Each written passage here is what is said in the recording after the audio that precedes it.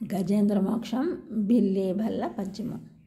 బిల్లి భల్లలు లాయక భల్లుక ఫణి ఖడ్గ గవయ బలిముఖ చమరి జల్లి హరి శరభ కరికిటి వల్ల అద్భుత కాకమోకమయమగు నడవిన్. దట్టమైన అడవిని వర్ణిస్తూ అందులో ఉండే రకరకాల జంతువులను వివరించారు పోతన గారు. బిల్లి భల్ల అంటే బిల్లు జాతికి చెందిన స్త్రీ పురుషులు. లులాయక అంటే అడవి దున్నపోతు. భల్లూకం అంటే ఎలుగుబంటి. ఫణి అంటే పాము. ఖడ్గ అంటే ఖడ్గమృగం. బలిముఖం అంటే కొండముచ్చు. చమరి అంటే కస్తూరి మృగం.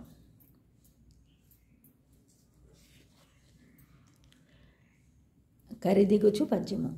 కరి దిగుచు మకరి సరసికి గరి దరికిని మకరి దిగుచు గరకరి బెరయన్.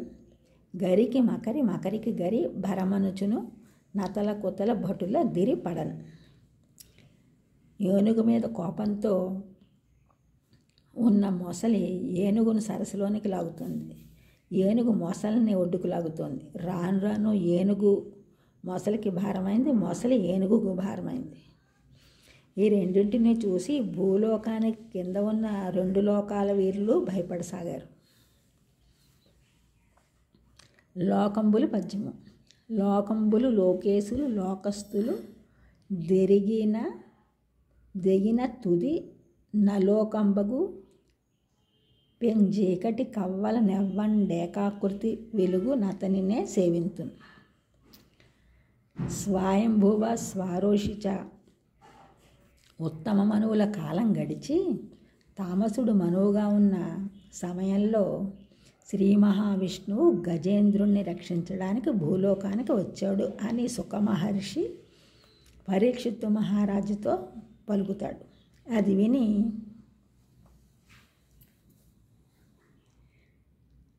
మహర్షి గజేంద్రుని గురించి చెప్పమని పరీక్షిత్తు మహారాజు అడుగగా గజేంద్ర మోక్షం గాథను వివరిస్తారు. ఈ పద్యం గజేంద్ర మోక్షం ఘట్టంలోంది. లోకాలు లోకాధిపతులు లోకులు నశించిన తరువాత లోకం అనేది లేనప్పుడు ఏర్పడే దట్టమైన చీకటి అవతల ఏ పరమ పురుషుడు ఒకే ఆకారంలో ప్రకాశిస్తాడో అతనిని మాత్రమే నేను సేవిస్తాను. లోకంబులు అంటే 14 లోకాలు, లోకేశులు అంటే వాటిని పరిపాలించే రాజులు, లోకస్తులు అంటే లోకంలో ఉండే ప్రజలు.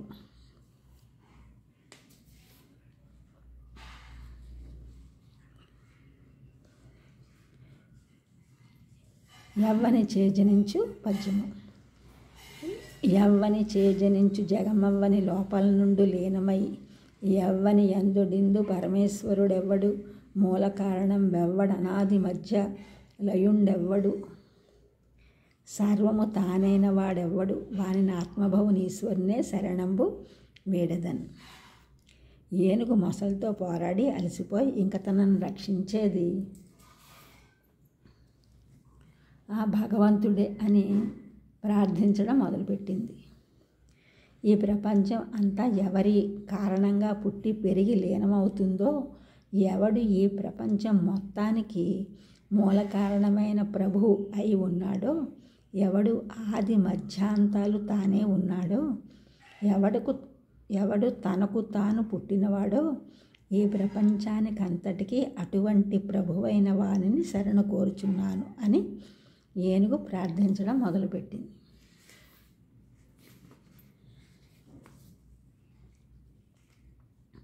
లావొక్కంతయు లేదు పద్యము. లావొక్కంతయు లేదు ధైర్యము విలోలంబం అయ్యే ప్రాణములు ఠావులు తప్పెన్ మూర్ఛ వచ్చే తనువున్ డస్సెన్ శ్రమం బయ్యడిన్ నీవే తప్ప నితపరం బెరుంగ మన్నింప దగున్ దీనునిన్ రావే ఈశ్వర కావవే వరద సంరక్షింపు భద్రాత్మక.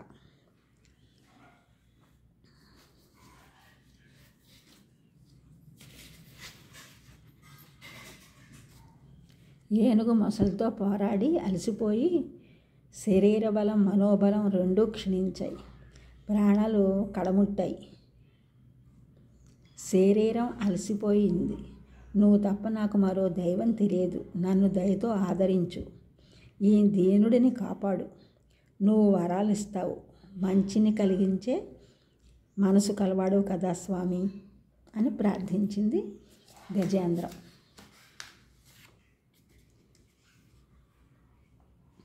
అలవైకుంఠపురంబులో పద్యం. అలవైకుంఠపురంబులో నగరిలో నామూల సౌదంబు దాపల మందార వనాంతరామృత సరఃప్రాంతేందు కాంతోపలోత్వల పర్యంక రమా వినోద్యగు నాపన్న ప్రసన్నుండు విహ్వల నాగేంద్రము పాహి పాహి అన గుయ్యాలించి సంరంభియై. గజేంద్రము మొసలితో పోరాడి అలసిపోయి తనను రక్షించేది ఇక ఆ భగవంతుడే అని ప్రార్థించడం మొదలుపెట్టింది. అలవైకుంఠపురములో రాజభవనము సముదాయం ఉంది. అందులో ఉన్న ప్రధాన భవనానికి దగ్గరలో కల్పవృక్ష వనం ఉంది. అందులో అమృత సరోవరం ఉంది. దాని తీరంలో చంద్రకాంత శిలావేదిక ఉంది. దాని మీద కలువపూలు పరచిన శయ్య ఉంది. ఆ శయ్య మీద దీన జన శరణ్యుడైన శ్రీమన్నారాయణుడు లక్ష్మీదేవితో కూడి ఉన్నాడు. తన భక్తుడైన గజేంద్రుడు దుఃఖిస్తూ సర్వేశ్వర పరాత్పర నన్ను రక్షించు అనగానే బయలుదేరాడు విష్ణుమూర్తి.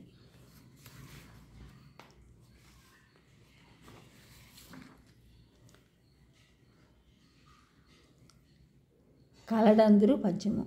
కలడందురు దీనుల ఎడ కలడందురు పరమయోగి గణముల పాలం కలడందురన్ని దిశలను కలడు కలండనెడువాడు కలడో లేడు.